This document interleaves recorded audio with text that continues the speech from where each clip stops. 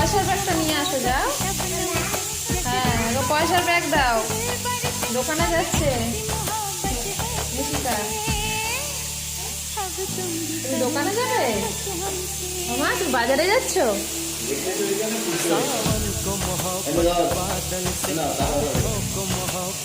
এ নাও পয়সা নাও। ও বাবা, তুমি তেল নেবে আর কি নেবে মা বাজারে?